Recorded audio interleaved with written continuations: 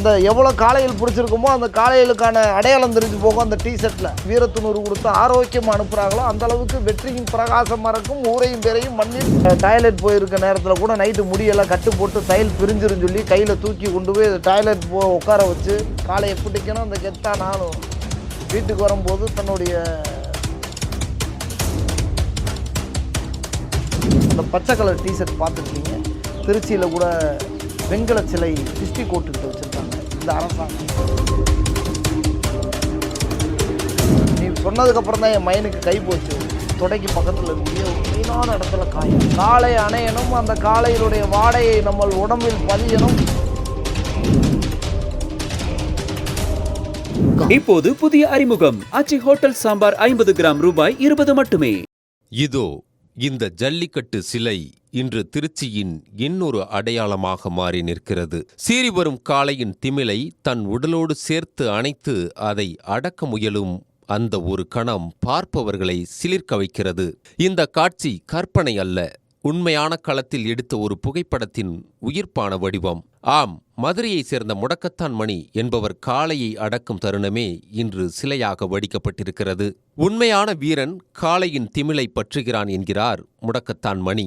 ஜல்லிக்கட்டில் பார்த்தீங்கன்னா என்னுடைய வீடு நல்ல குடும்பம், நல்ல சப்போர்ட்டு. அண்ணன், தம்பி, மாமே, மச்சனே. எங்கள் வீட்டில் அம்மா அம்மாவும் அப்பாவுமே ஃபுல் சப்போர்ட்டு. என் வீட்டில் தங்கச்சி, தம்பி, அண்ணன், என் கூட பிறந்த 4 பேர், பெரிய மாமன், சித்தப்பா, மாமா, எல்லா பேருமே நல்ல சப்போர்ட்டு. அம்மா ஊர் பார்த்திங்கன்னா எங்கள் பாட்டி ஊர், எங்கள் அம்மாயி ஊர் பூரா ராமநாதபுரம் மாவட்டம், கமுதி வட்டம்.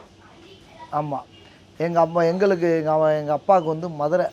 ஆமாம், வீரமும் விவேகமும் ஒன்று சேர்ந்தது.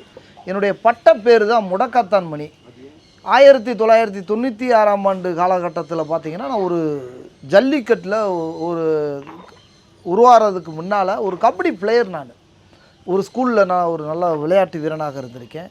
1996ஆம் ஆண்டு 96 காலகட்டத்தில் இந்த ஊர்களுக்குள்ளே கோரிப்பாலத்துக்குள்ளே இந்த ஆழ்வார்புரம் அந்த வைகை வடகரையில் அந்த விளாண்டுக்கிட்டு தெரிஞ்சுங்க இப்படியே மீனாட்சிவரத்தில் போய் கபடி பிளேயர்கள் இருக்கக்கூடிய மண் அந்த செல்லூர், மீனாட்சிவரம், கோசாகுளம், ஆலாங்குளம் அந்த பகுதியில். அப்போ அந்த ஏரியா பார்த்திங்கன்னா 1996 காலகட்டத்தில் வில்லேஜ். அப்போ அந்த மேட்டுத்தெருன்ற ஊர், அங்கே டாப் அடிக்க அங்கேயே தங்க, ஜல்லிக்கட்டுக்கு போக, கபடிக்கு போக, இப்படி நல்ல ஃப்ரெண்ட்ஷிப் நல்லா சர்க்கிள் ஆனதில் ஒரு தமிழுடைய புகைப்படம் உலகளாவியாக அந்த புகைப்படம் இதாக இருக்குன்னா அது முடக்கத்தான் மணி. அந்த பச்சை கலர் டிஷர்ட் பார்த்துருப்பீங்க. திருச்சியில் கூட வெண்கல சிலை டிஸ்ட்ரிக்ட் கோர்ட்டுக்கிட்ட வச்சுருக்காங்க இந்த அரசாங்கம், திமுக அரசாங்கம் வச்சுருக்காங்க. மதுரையில் ஆரப்பாளையத்தில் கல் சிலை இருக்குது. அது மாதிரி எண்ணி சொல்ல முடியாத ஃப்ளைட் டிக்கெட்டு, சால்ட் உப்புல இருந்து எல்லா இதுலேயுமே போட்டிருப்பாங்க. ஆனால் இருந்தாலும் என் தாய் கொடுத்த, மீனாட்சி தாய் கொடுத்த அருளான்னு தெரில, என்னுடைய தாய் தாப்பன் செஞ்ச புண்ணியமானு தெரில, இந்த வீரமான மண்ணில் பிறந்து இந்த மண்ணுக்கும் இந்த என்னுடைய பங்களிப்பு இருக்குது, வீரத்துக்கு அந்த பங்களிப்பு. நான் கொஞ்சம் இந்த மண்ணுக்கு பெருமை தேடி இருக்கும்போது எனக்கு மகிழ்ச்சி அடையுது. காளை அவனை உதர முயலும் போது இருவரும் வட்டமிடுகிறார்கள். வேகம், விவேகம், பலம் மூன்றும் மோதும் அந்த தருணத்தில் மொத்த கூட்டமும் ஒரு கணம் மூச்சை நிறுத்திக் கொள்கிறது.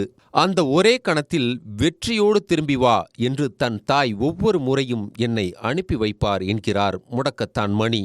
இல்லை, பயம்ன்றது கிடையாது. 1998 காலத்தில் பார்த்தீங்கன்னா 98ல் கை உடைஞ்சிருச்சு அலங்காநல்லூரில், மாடு குத்தி தூக்கி போட்டதில். அந்த அன்னைக்குள்ள காலகட்டத்தில் ஏதோ பேப்பர் ஸ்டில்லு, பழைய காலத்து பேப்பர் ஸ்டில்லுன்னு வீட்டில் இருக்குது. அந்த பேப்பர் ஸ்டில்லில் ஒரு 4-5 ஸ்டில்ஸ்லாம் போட்டிருப்பாங்க, என்னை குத்தி தூக்கி போட்டிருக்க மாதிரி. இது மாதிரிலாம் இந்த கையில், இப்போ அந்த கை கூட தனியாக கூட இருக்கும். ஆமாம், அந்த இருக்குல்ல, இதுதான் இது உங்களுக்கு புரிஞ்சுக்குங்க. அதான் வீரத்தில் மீசையில் வீரம் கிடையாது, உசுரில் தாண்டா வீரம் அப்படின்னு நம்ம சொல்கிறோம்.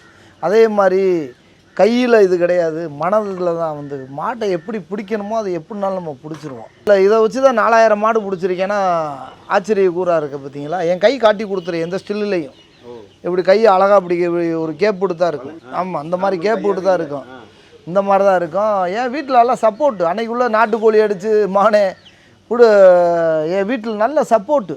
இன்றைக்கி ஆள் இல்லாத கிரவுண்டில் நம்ம வந்து நீச்சல் அடிக்கக்கூடிய கதைகளாக மாறிடுச்சு. அன்னைக்கு இல்லை, மாட்டுக்கு வேலை, வீரனுக்கு வேலையாக இருந்துச்சு.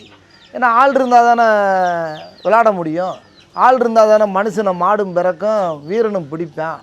இன்னைக்கு ஆள் இல்லாத கிரவுண்டில் தத்தளிக்கக்கூடிய ஒரு சூழ்நிலையாக மாறி, மெயினான காயத்தில் இருந்து இவ்வளோ தூரம் ஒரு மயன் விவரம் தெரிய இருக்கும்போது நைட்டு முடியாத காலத்தில் டாய்லெட்டில் போய் கூட கையை பிடிச்சி உட்கார வச்சுருந்து அந்த டாய்லெட் போயிருக்க நேரத்தில் கூட நைட்டு முடியெல்லாம் கட்டு போட்டு தையல் பிரிஞ்சிருன்னு சொல்லி கையில் தூக்கி கொண்டு போய் டாய்லெட் உட்கார வச்சு அந்த வந்து தாய் வந்து அவ்வளோ அளவுக்கு என்னை ஆதரவு கொடுத்து அந்த அளவுக்கு எனக்கு என்கரேஜர் அந்த அளவுக்கு தட்டி கொடுத்தனால தான் இந்த வளர்ச்சி.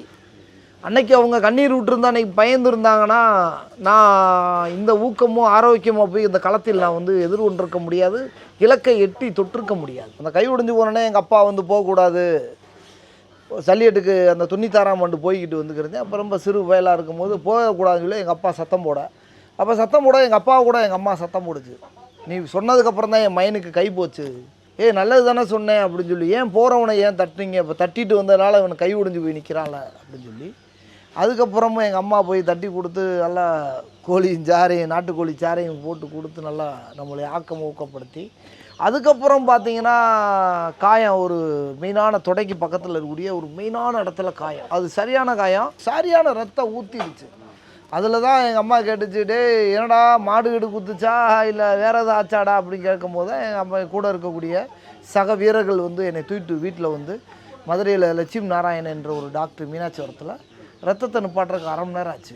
அந்த ரத்தத்தை நிப்பாட்டி அதுக்கப்புறமா அங்கே ஒரு 10 நாள் சென்று 10 நாள் சென்று கட்டிக்குளம்ன்ற ஊரில் போய் திருப்பி அந்த காயத்தோடைய அந்த தையலோடைய மாடு பிடிச்சி சாப்பிட்ற மாத்திரையே அந்த புண்ணு அந்த புண்ணில் போட்டு அந்த புண்ணே ஆறிடுச்சு. அது ஒரு இதுதான், அந்த மைண்ட் செட்டுக்கு போயிட்டாலே எதுவுமே பண்ண முடியாது.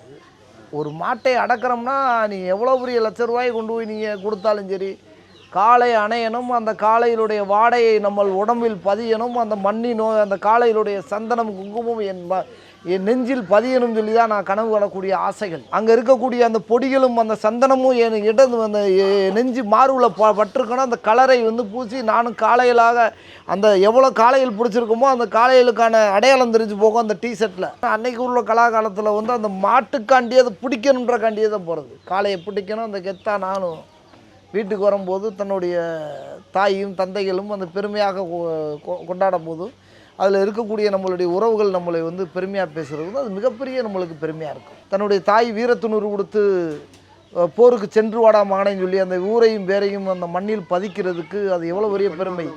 ஆமாம், என் தாய் 2009ஆம் ஆண்டு இறந்துட்டாங்க.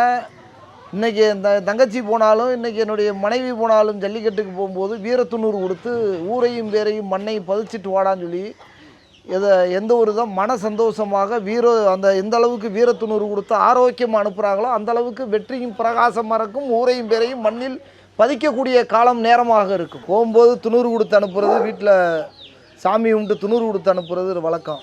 அதே இது போயிட்டு ரிட்டர்ன் வரும்போது ஆலாத்தி எடுத்து வரவேற்கிறது வந்து உண்மை.